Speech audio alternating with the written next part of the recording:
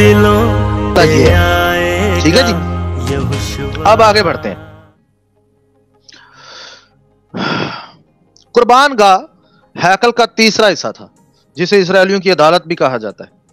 3 اہم حصوں کے باہر ہیرودیس نے ایک بہت بڑی دیوار بنوائی ہوئی تھی جسے غیر قوموں کی عدالت کہا جاتا تھا. اس عدالت کی مشرقی دیوار تھی جس میں صرف ایک ہی دروازہ تھا. کیدرون وادی ہیکل کے پہاڑ سے زیتون کے پہاڑ تک مشرق کی طرف جانے والا ایک دروازہ تھا. یہوشوا مسیح کے وقت روڈ کو جوڑنے والا ایک پل تھا جو آپ کو ابھی نقشوں میں دکھایا گیا ہے. جو بھائی نے وہ ساری تصاویر اور وہ سارے نقشے آپ کو سکرین پر دکھا بھی دی ہیں, جو ہیکل کے مشرقی پھاٹک سے زیتون کے پہاڑ کی چوٹی تک جاتا تھا. یہ کاہنوں نے بنایا تھا اور اس کو سرخ رنگ کے چرواہے کا پل کہا جاتا تھا. اس نے مشرقی پھاٹک کو ایک تقدیس شدہ سڑک سے جوڑا تھا جو ہیکل کی تیسری قربان گاہ تک جا پہنچا تھا. یہ قربان گاہ پہاڑ کی چوٹی کے قریب تھی. یہ مذبح ہے. ہاللویا, یہ مذبح ہے. باروق ہاشم, آمین. یہ مذبح ہے جناب, جس کے بارے میں عبرانیوں کے خط میں مذکور ہے کہ یہ یہوشوا ہمشیاہ کی موت سے وابستہ تھا. عبرانیوں 13 باب آیت نمبر 10 تا 13. ہمیں پہچاننا چاہیے کہ یہ لفظی قربان گاہ تھی, یہ نہ میٹافوریکل تھی اور نہ یہ عبرانیوں کے خط میں کوئی تشبیہ بات ہو رہی ہے, بلکہ عبرانیوں کا مصنف یہاں پر حقیقی قربان گاہ کے بارے میں بات کر رہا ہے جو کہ ہیکل سے باہر اور زیتون کے پہاڑ پر تھی, اور وہ کہہ رہا ہے کہ یہوشوا نے وہاں پر دکھ اٹھایا ہے. ہاللویا. ہیکل سے باہر جلنے والی جانوروں کی لاشوں کے بارے میں یہ بیان لغوی جانوروں کا حوالہ دے رہا ہے, اور تیسری قربان گاہ ہیکل کی لغوی قربان گاہ ہے جو گناہ کی قربانیوں سے وابستہ تھی.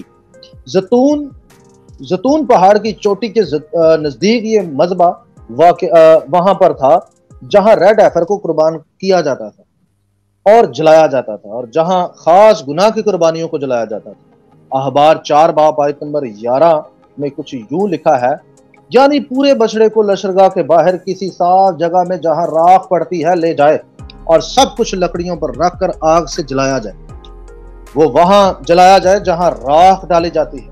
پھر حزقیل اس کے 43 باب آیت نمبر 20 کو جب آپ پڑھتے ہیں تو یہاں بھی کچھ یوں لکھا ہے, اور تو اس کے خون میں سے لینا اور مذبح کے چاروں سنگوں پر, اس کی کرسی کے چاروں کونوں پر اور اس کے چگرد کے حاشیہ پر لگانا.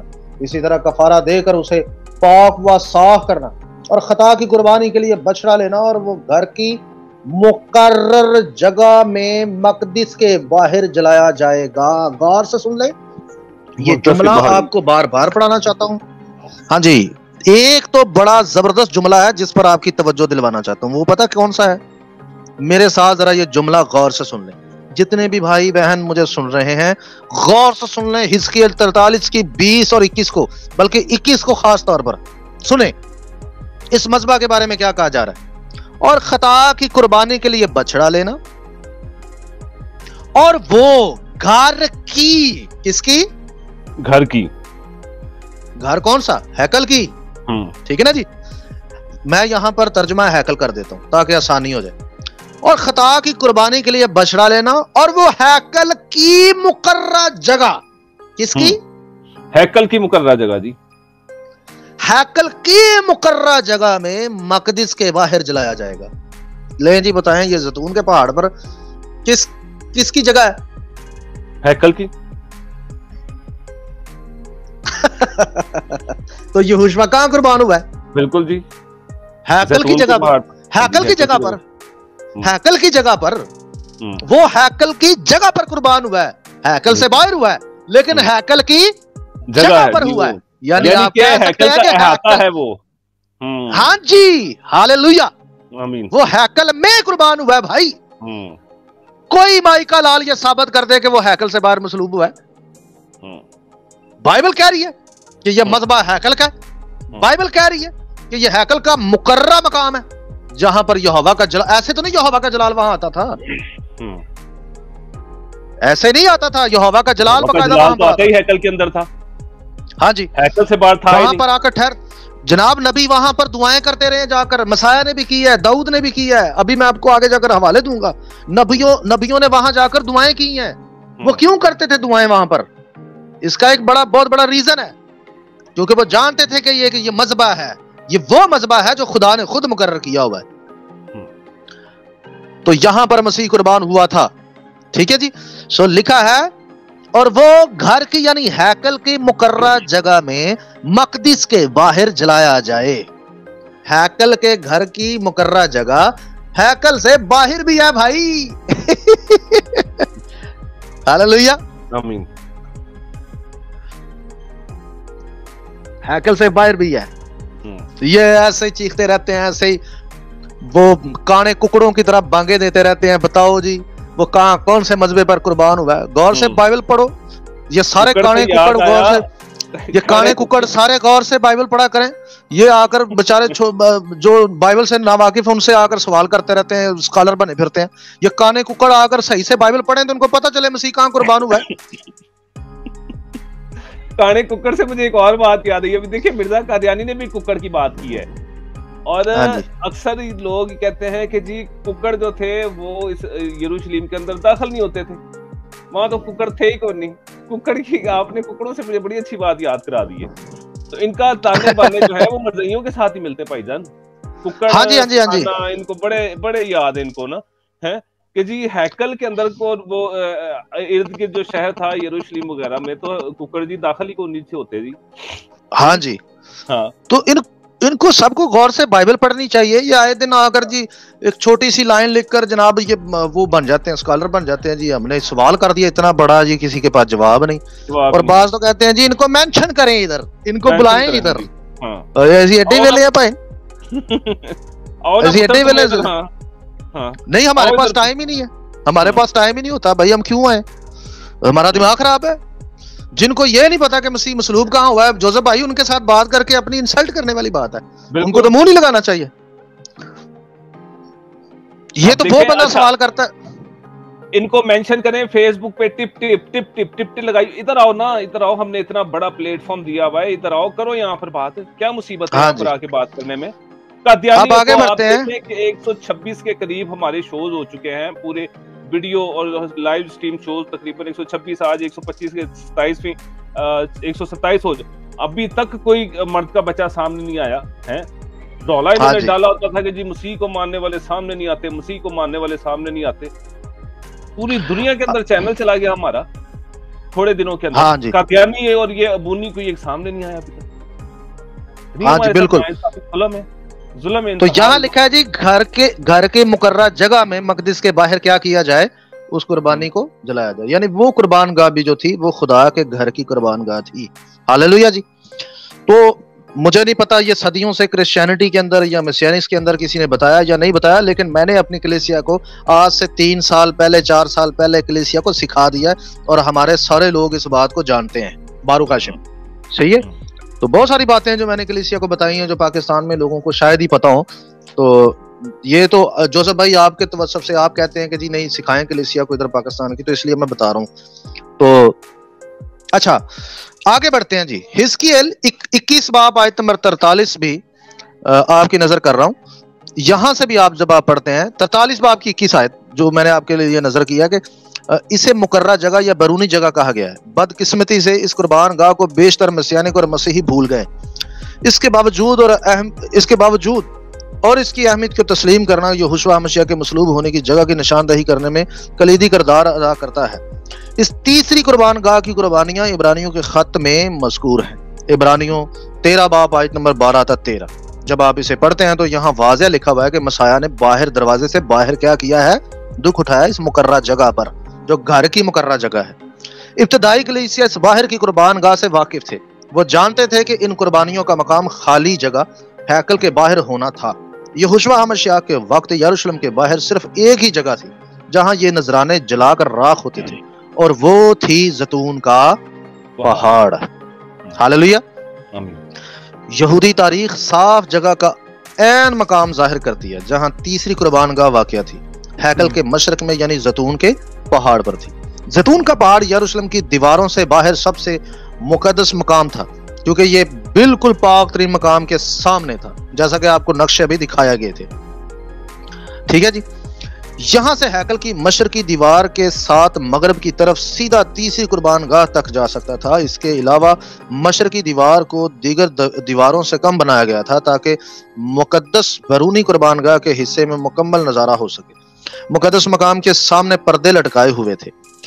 یہ بالکل پردے بھی پاک ترین مقام کے بالکل اس کے سامنے تھے۔ بے شک آپ یہ جو ایک پکچر میں نے آپ لوگوں کو دی تھی وہ آپ لوگ ذرا ان کو دکھا دیں، میں ابھی دکھا دیتا ہوں، جس میں آپ وہ مصلوبیت کا عکس بھی دیکھ سکتے ہیں۔ جی یہ سامنے دیکھیں کہ سامنے ہی پڑی ہوئی ہے، شاید یہی ہے، آپ اسی کی بات کرتے ہیں میرے خیال میں۔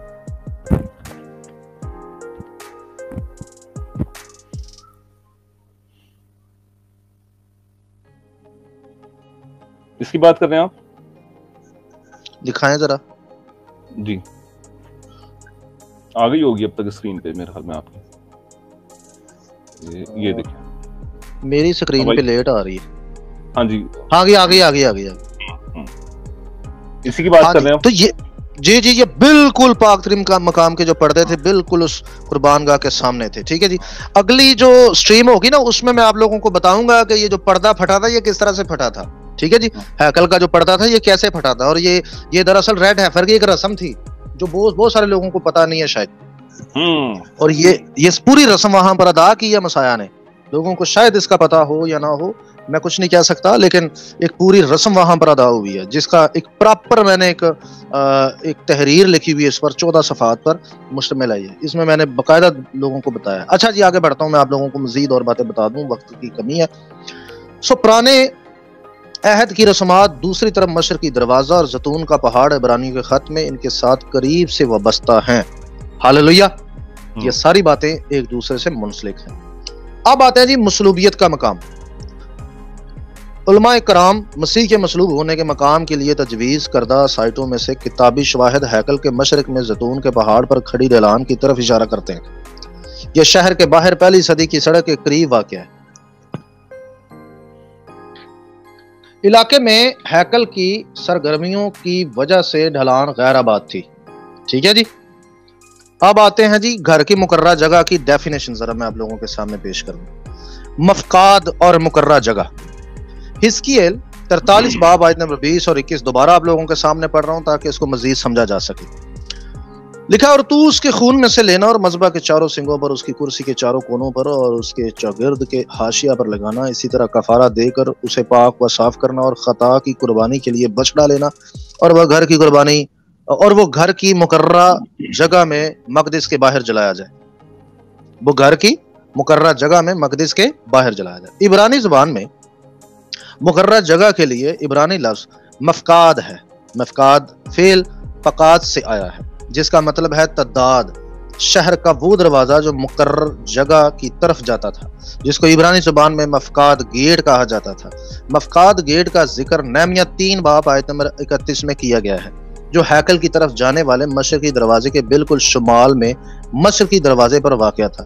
مفقاد گیٹ اس جگہ کے بالکل شمال میں پہاڑ زیتون کی طرف جانے والی سڑک پر کھلتا تھا جہاں قربانی کو جلایا جاتا تھا۔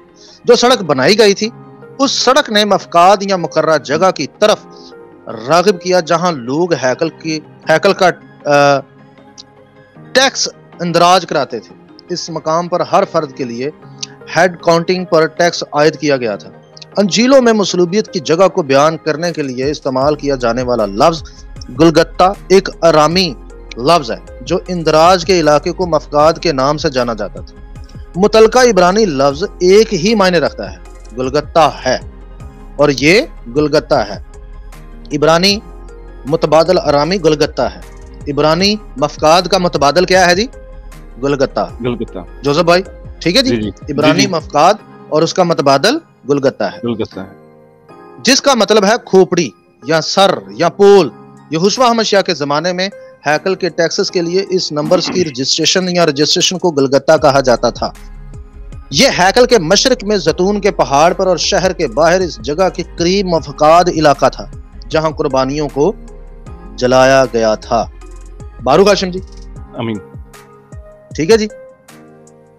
اچھا، مزید رومی اکثر اپنے مجرموں کو ان کے جرم کی جگہ پر یا ان کی گرفتاری کے مقام پر مصلوب کیا کرتے تھے۔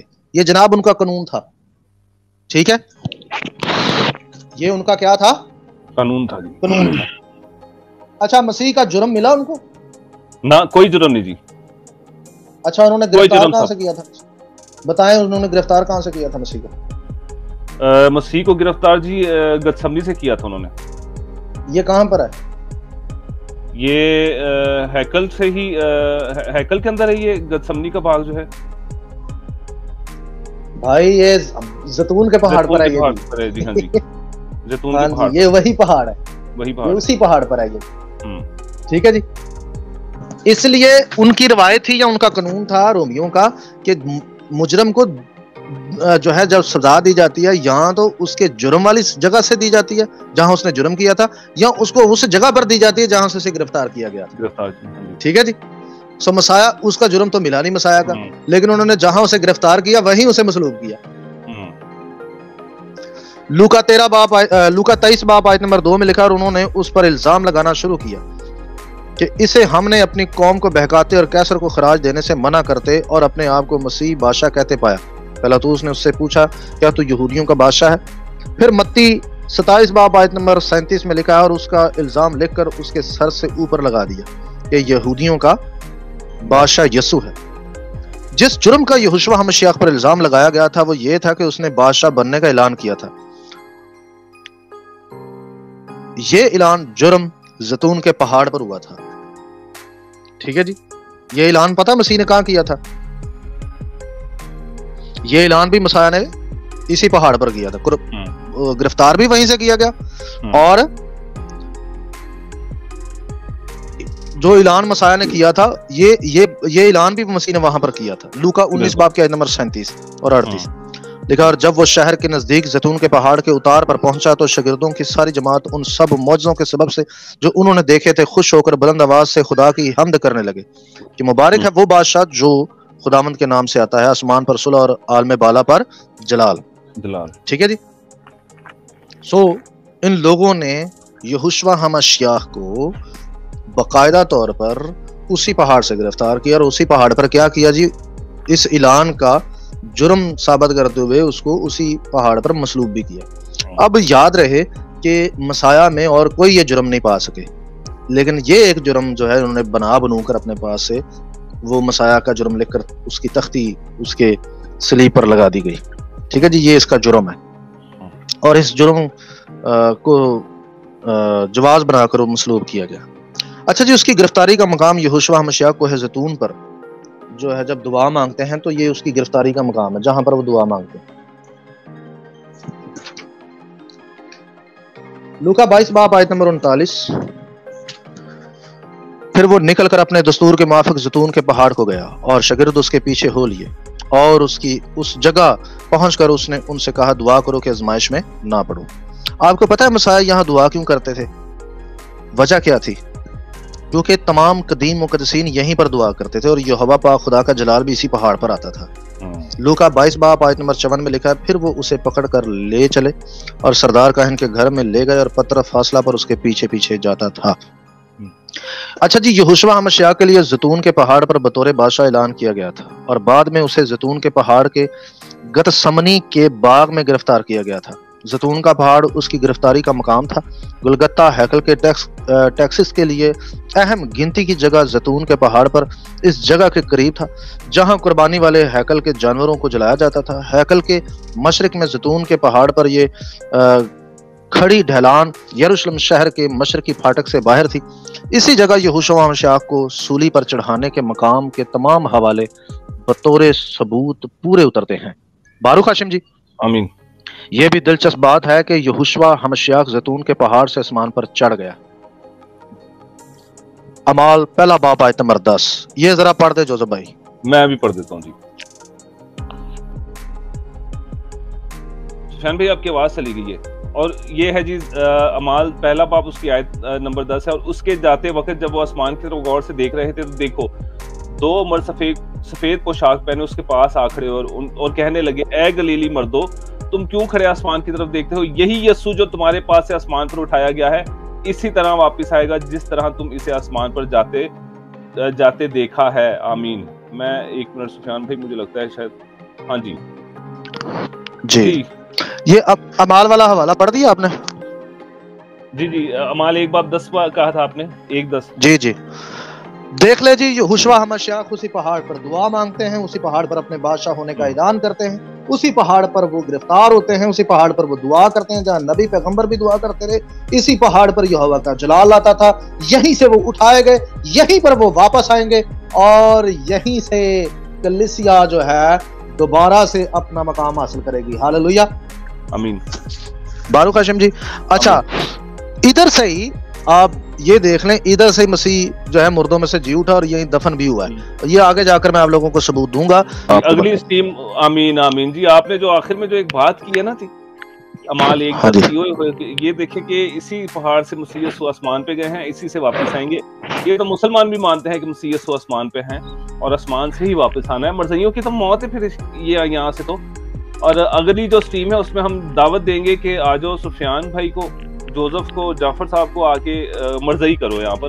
مرزائیوں آؤ، ہم کھلے عام دعوت دیتے ہیں، ہمیں مرزائی کرو آ کے، مرزا قادیانی منواؤ، ہمیں مرزائی کرو۔ ہم تو یہاں حوالے لے کے بیٹھے ہوئے ہیں کہ مسیح یسوع جو ہے وہ آسمان پہ گئے ہیں۔ تم کہتے ہو کہ ہاں جی زبردست ہو گیا جی آج، میں کہتا ہوں بہت زبردست۔ اس کے چھوٹے چھوٹے ہم کلپ کاٹ کے اور ہم اس کو فیس بک کے اوپر اور گروپوں کے اندر ضرور شیئر کریں گے۔